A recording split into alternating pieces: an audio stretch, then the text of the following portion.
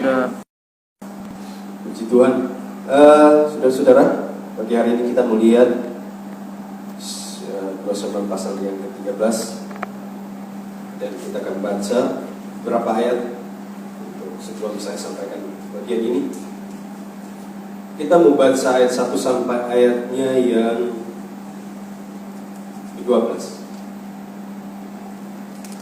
yang saya mau sampaikan buat kita pada pagi hari ini. Ayat 1 sampai ayat yang ke-12. 1, 2, 3. Sesudah itu terjadilah yang berikut. Absalom bin Daud mempunyai seorang adik perempuan yang cantik, namanya Tamar, dan Amnon bin Daud jatuh cinta kepadanya. Hati Amnon sangat tergoda sehingga ia jatuh sakit karena Tamar, saudaranya itu. Sebab anak perempuan itu masih perawan, dan menurut anggapan Amnon mustahil untuk melakukan sesuatu terhadap dia. Ayat 3. Amnon mempunyai seorang sahabat bernama Yonadab, anak Simeah Daud. Yonadab itu seorang katanya kepada Amnon, "Hai anak raja, mengapa engkau demikian merana setiap pagi? Tidakkah lebih baik engkau memberitahukan kepadaku?" Kata Amnon kepadanya, "Aku cinta kepada Tamar, adik perempuan Absalom, saudaraku itu." Lalu berkatalah Yonadab kepadanya, "Berbaringlah di tempat tidurmu dan berbuat pura-pura sakit. Apabila adikmu datang menengok engkau, maka haruslah engkau berkata kepadanya, 'Izinkanlah adikku Tamar datang memberi aku makan.' Apabila ia menyediakan makanan di depan mataku sehingga aku tidak dapat melihatnya, maka aku akan memakan." Sesudah itu berbaringlah Amnon dan berbuat pura-pura sakit.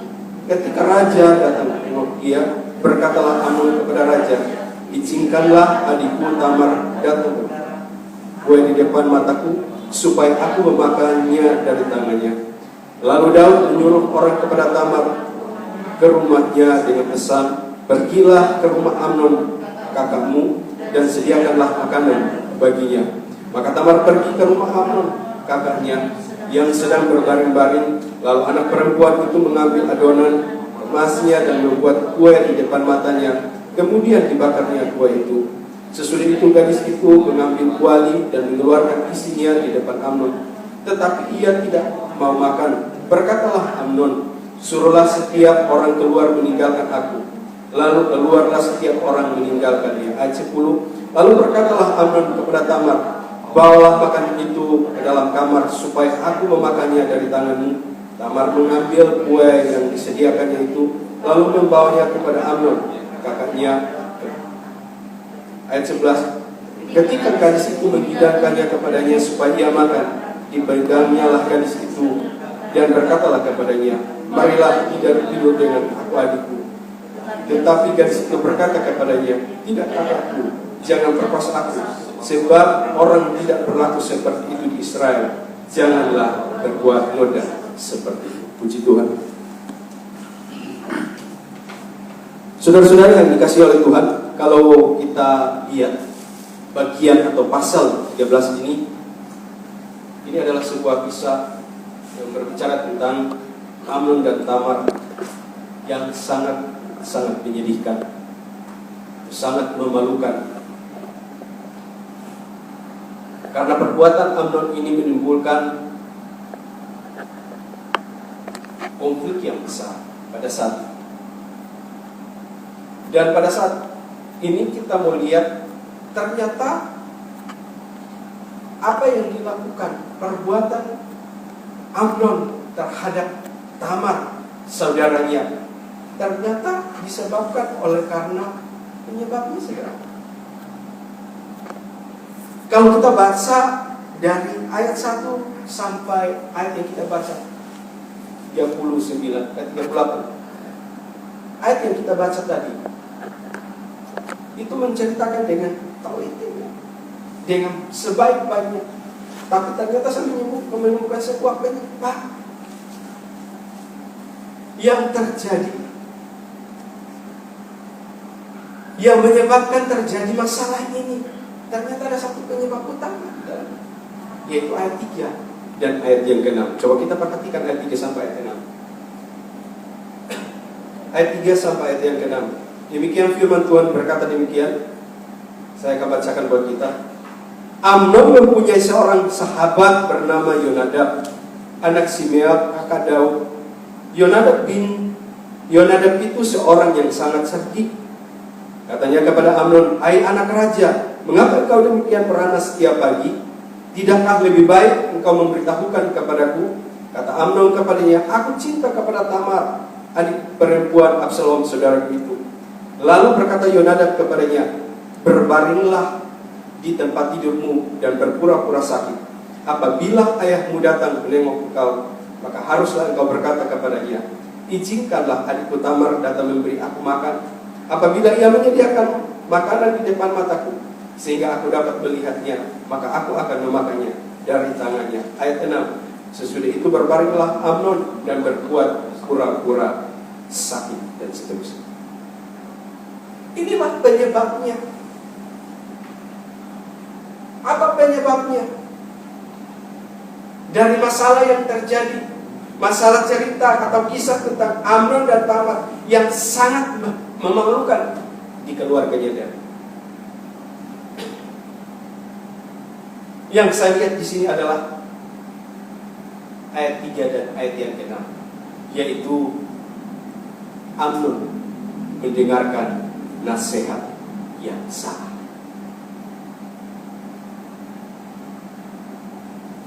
Nasihat itu baik.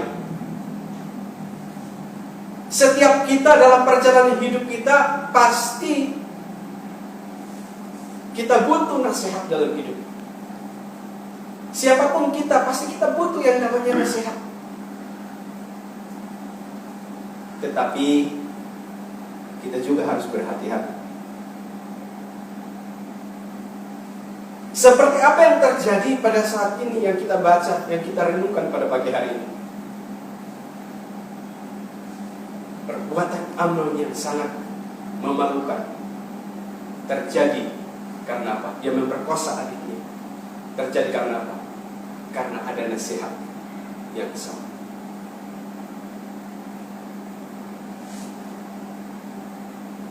Dalam situasi yang sulit, dalam situasi yang sukar, saya percaya bahwa siapapun kita, pasti kita butuh yang namanya nasihat. Apalagi keadaan Amnon pada saat itu tidak istilahnya tidak baik. Ketika dia lihat kecantikannya Tamar, dia jatuh cinta. Akhirnya apa? Dia sampai jatuh sakit. Ini sesuatu yang wah. Kalau anak-anak muda sekarang itu lebay. Tapi yang terjadi kenyataannya, Alkitab berkata sampai dia jatuh cinta, sampai dia jatuh sakit. Tiba-tiba datang siapa? Sahabat yang bernama Yonadab. Nanti kamu pura-pura sakit, terus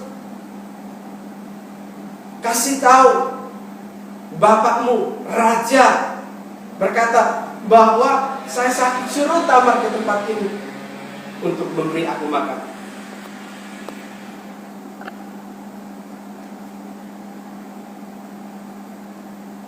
Saya pernah baca, saudara-saudara,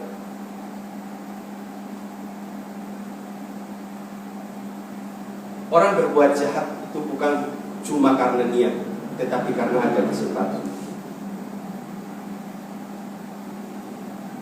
Orang bisa melakukan kejahatan itu bukan cuma karena niatnya, tetapi karena ada kesempatan. Niat dan kesempatan. Ada kesempatan. Misalkan begini, setiap hari kita itu punya kesempatan. Setiap hari itu, misalnya kita punya niat, kita mendengar sesuatu. Saya mau gosip, misalnya saya mau gosip tentang ini, siapa ini. Saya punya niat, tetapi kalau kesempatannya tidak ada, tidak. Niat ada, tetapi kesempatan tidak ada, tidak jadi kita lakukan. Atau sebaliknya, kesempatannya ada, tetapi kita tidak niat juga, itu tidak jadi. Makanya seringkali yang terjadi dalam hidup kita, kita bisa omong orang karena apa? Karena ada niat dan ada kesempatan.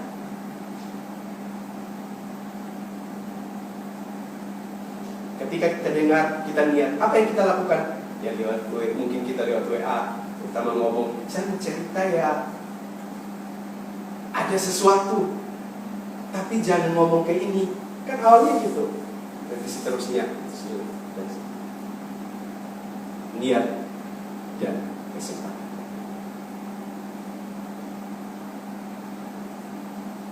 Begitu juga apa yang terjadi pada Amnon, apa yang dilakukan oleh Amnon. Dia bisa melakukan kejahatan itu karena apa? Tadinya dia sudah ada niat. Tidak mungkin saya bisa lakukan itu karena di hukum Israel tidak diperkenankan seperti itu. Tetapi niatnya tidak cukup, cuma sampai di situ. Dia mendengarkan nasihat yang salah. Sepupunya datang berkata, ayo begini, pura-pura sakit. Alkitab berkata apa? Dia lebih kuat dari Tamar dan akhirnya dia berperkosa. Hari ini saya mau sampaikan dua hal. Dari kisah ini, kisah Amnon dan Tamar, kita bisa belajar dua hal. Saya bisa sampaikan dua hal buat saudara dan saya. Untuk kita bisa mengalahkan niat. Untuk saya dan Bapak Ibu Saudara di tempat ini, kita bisa mengalahkan niat dan kesempatan dalam setiap kehidupan kita. Harus ada dua hal. Ini yang kita belajar pada pagi hari ini. Sekali lagi, untuk kita bisa mengalahkan niat jahat, untuk kita bisa mengalahkan kesempatan, untuk kita bisa melakukan kejahatan, harus ada dua hal. Yang pertama, kita baca 1 Petrus.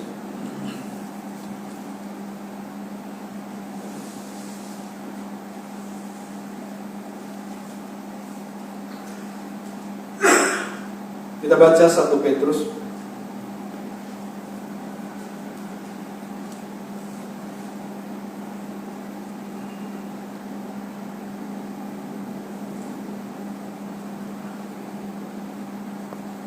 pasal 4 ayat yang ke-7. 1 Petrus pasal 4 ayat yang ke-7.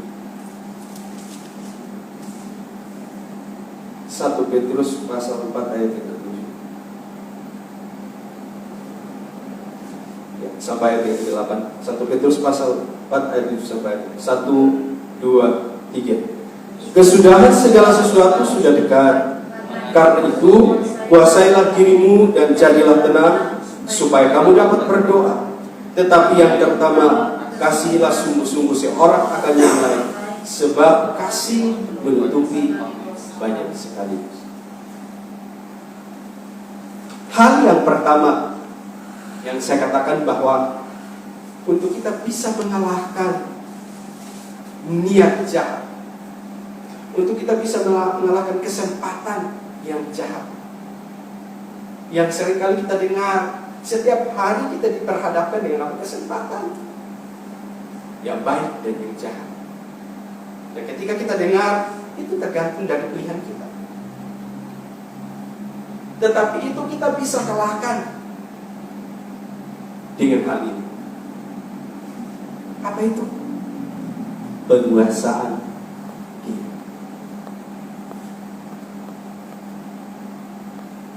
Ketika seseorang memiliki penguasaan diri, ketika saya bisa memiliki penguasaan diri, apapun godaannya, apapun tantangannya, pasti kita mampu untuk kita mengatasi. Mungkin Amnon jatuh dengan dosa seperti ini.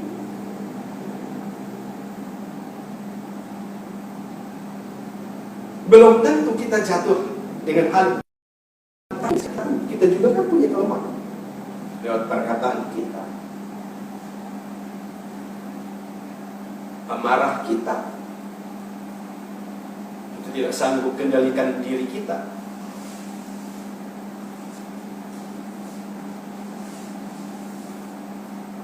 Kita susun rencana-rencana yang jahat dalam hidup, kita lakukan yang jahat dalam hidup. Mungkin kita berkata, oh saya tidak seperti Amnon karena saya ini ada akal budinya. Saya lagi sadar benar. Tapi mungkin hal lain yang sampai hari ini kita belum mampu mengatasi. Kuasailah diri.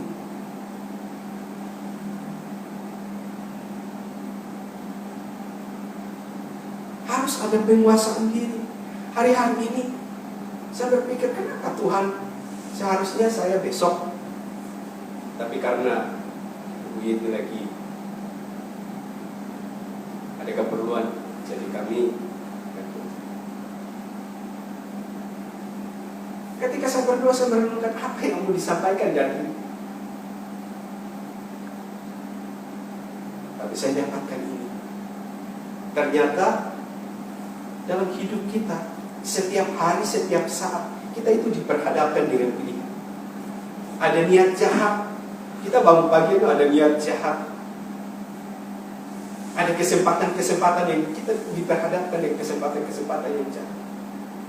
Dan kita harus memilih.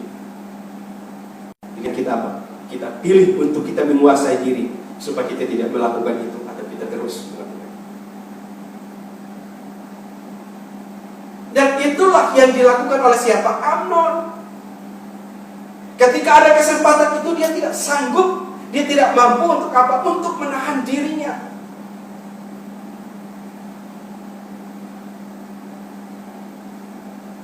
Padahal dia tahu bahwa itu dilarang, itu tidak boleh, itu dosa. Dia tahu. Tapi coba perhatikan, ketika seseorang kehilangan penguasaan diri dalam hidupnya, maka yang ada dalam hatinya, yang ada di dalam pikirannya adalah apa? Ya, jahat. Yang dipikirkan bukan pikirannya positif, bukan hal yang baik, tapi hal yang jahat. Oleh karena itu, biar pagi hari ini setiap kita yang ada, kuasailah diri. Tuhan berkata buat saya dan saudara, kuasailah dirimu supaya kamu dapat berdoa. Amin. Kuasai diri. Tadinya kita punya kesempatan, kuasai, dia salah, saya yang benar, seharusnya saya marah. Dan seringkali, tapi ketika ada penguasaan diri, kita berkata sabar, sabar, sabar.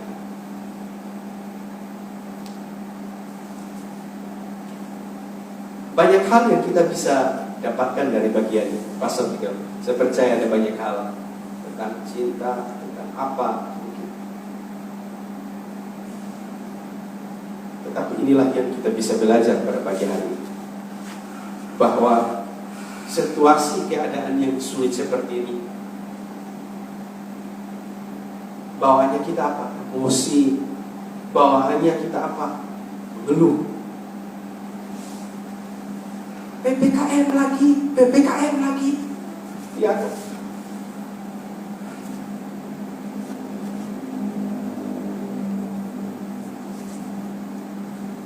Bawaannya kita marah. Padahal kita tidak sadar, kita marah tapi kita sehat. Kita lagi marah tapi kita sehat. Coba kalau kita marah tapi kita lagi kena PPKM lagi.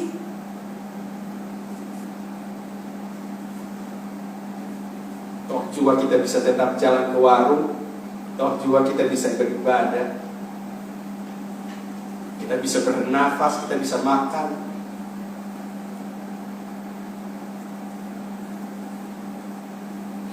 Oleh karena itu pagi hari ini keputusan ada di tanganmu. Keputusan itu ada di tangan saya. Apa yang saya harus kerjakan hari ini? Mengendalikan diri. Atau ketika kesempatan jahat itu datang, saya lakukan. Saya raih, saya lakukan. Akan ada akibat. Apa yang dilakukan Amnon tidak cukup sampai di situ. Ada konflik yang besar, bahkan sampai dia dibunuh satu kali. Kalau kita salah pilih, maka yang terjadi dalam kehidupan kita adalah sebuah kematian.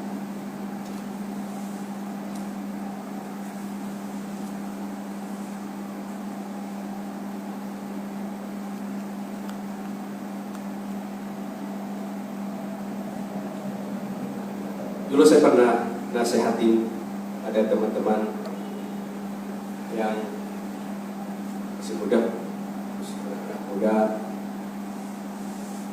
yang masih waktu itu di Kalijaga. Saya sering berkata begini, mereka nanya tentang teman hidup, terus saya bilang, kalau kita menikah, kalau orang mau menikah itu, kalau orang mau misalnya mau ke luar pulau, ke tempat manapun, Manado, ke NTT, ke manapun, itu satu kali berpikir naik apa? Ya udah kita naik pesawat sampai selesai.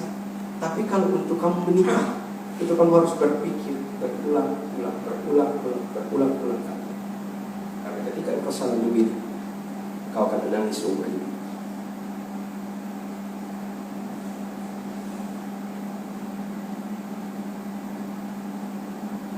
Kenapa saya berkata seperti itu?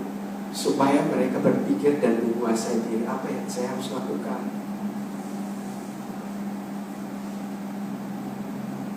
Kalau orang udah menikah, salah mau baik atau tidak baik kan nanti sudah pernikahan baru. Wah, yang tadinya baik-baik sekarang terus kita bilang, ya wes pegatan. Ya enggak. Tidur, bangun, sebagai kepala keluarga, tanggung jawab, sebagai ibu rumah tangga harus lakukan kewajiban.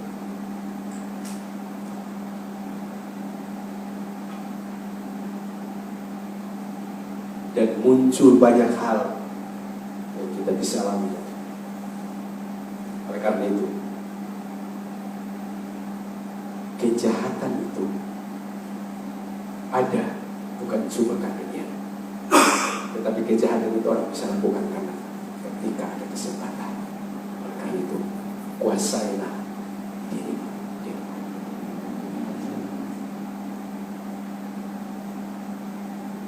Hari ini kalau kita punya kesempatan untuk melakukan, berdoa, minta sama Tuhan begini. Satu hal yang saya rindukan, satu hal yang saya minta hari ini, kuasailah hati dan pikiran.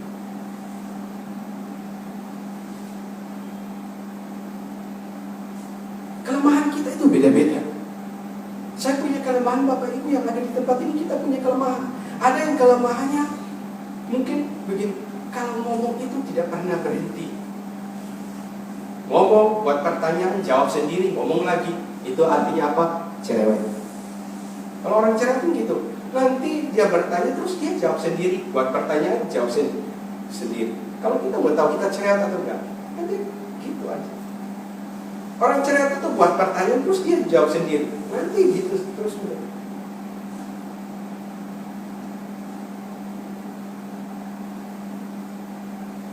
Mungkin makan.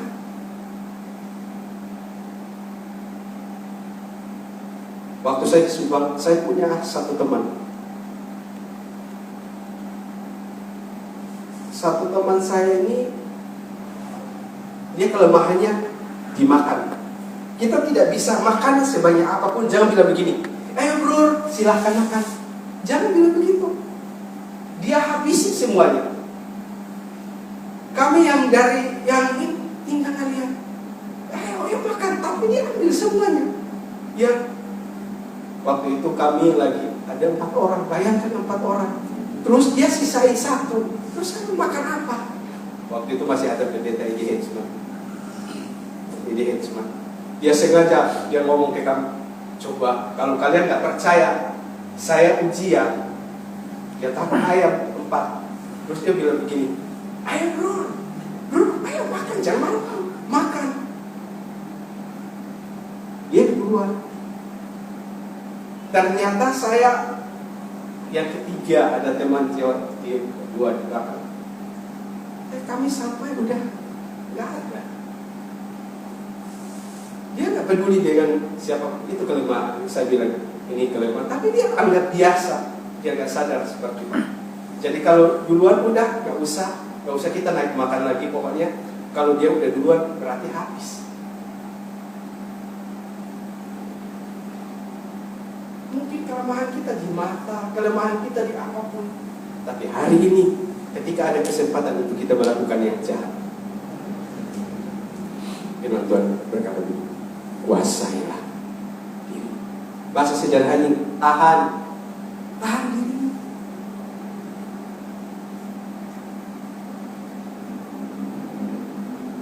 Hari-hari ini jahat. Oleh karena itu kita harus punya penguasaan diri.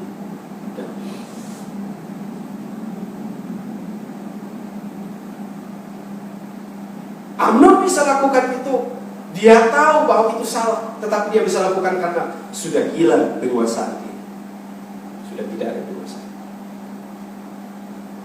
Untuk itu pagi hari ini, apapun yang kita hadapi dalam hidup, menyakitkan, tetap memiliki penguasaan diri. Supaya apa? Kau dapat berdoa.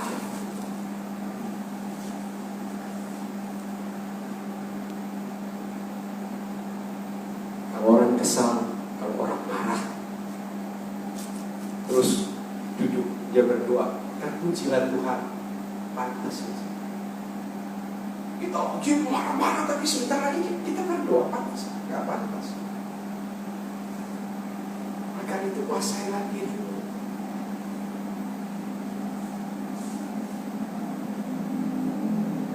Ini hal yang pertama yang harus kita miliki untuk kita bisa mengalahkan niat jahat dan kesempatan dalam hidup yang harus kita lakukan, memiliki penguasaan. Yang kedua, kita baca Amsal.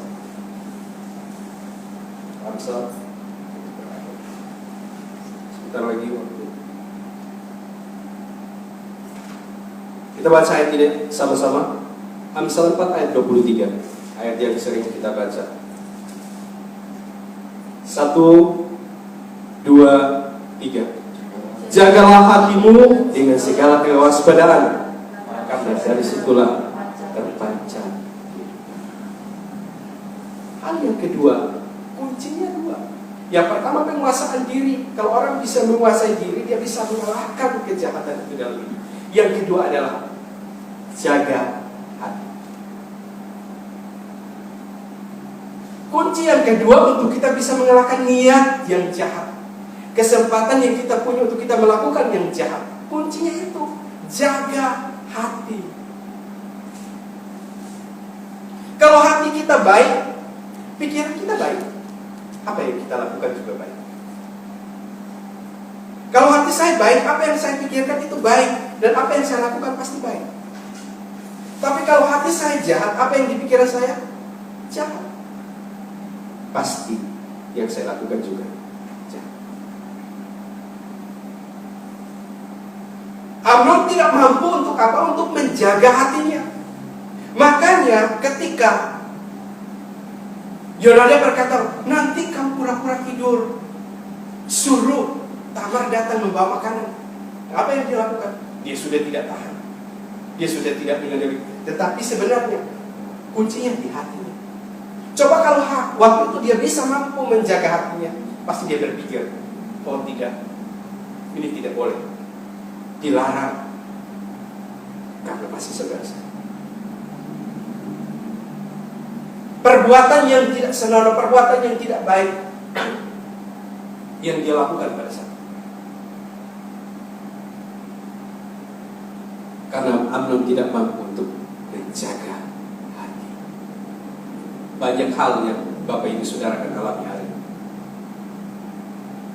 Banyak hal yang kita akan lewati hari ini, kita akan alami hari ini. Tetapi satu pesan saya lewat kebenaran firman Tuhan pagi hari ini, jagalah hati.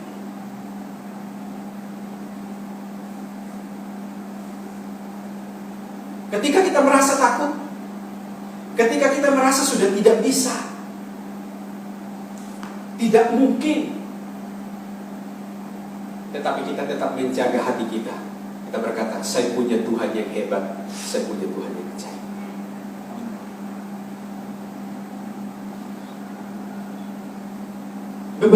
Beberapa waktu lalu,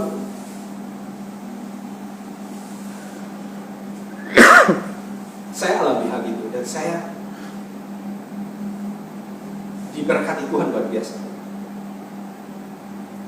Karena saya sekolahin anak di luar kota dan waktu itu, saya dapat istilahnya karena saya hamba Tuhan, tapi kan bukan di kota itu, tapi dapat potongan dulu lumayan. Kalau saya hitung tetap di Cirebon, justru Cirebon lebih mahal.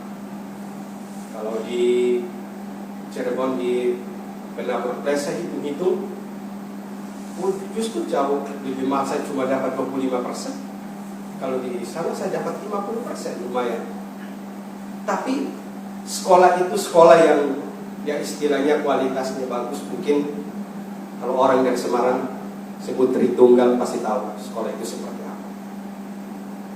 Dan itu lumayan. Waktu kemarin saya butuh dana karena seragam, karena bayar uang sekolah lumayan. Dan bagi saya itu tidak mungkin.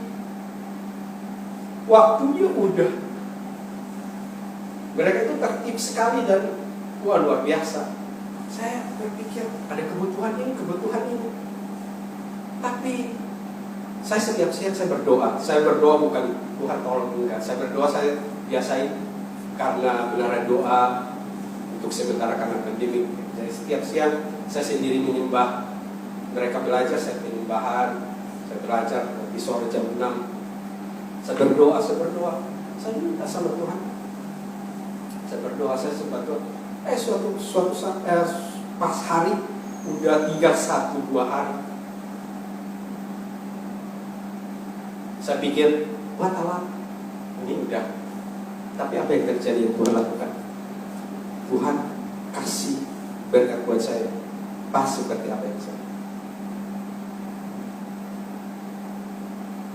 Tadinya saya berpikir, udah gak mungkin. Udah, ini harus cari cara lain. Saya harus berjuang. Saya harus cari cara lain. Dan ketika hati ini, ketika hati merasa udah nyerah, kayak udah lemah. Waktu Bapak Gembala khotbah, kita harus berusaha. Pokoknya seperti seolah-olah Tuhan pasti. Tiba-tiba saya diberkati Tuhan dan berkat itu pas seperti apa yang saya mau bayar. Kuncinya apa? Saya belajar jaga hati. Ternyata ketika kita jaga hati kita dengan baik, ada berkat Tuhan yang selalu menyertai kita.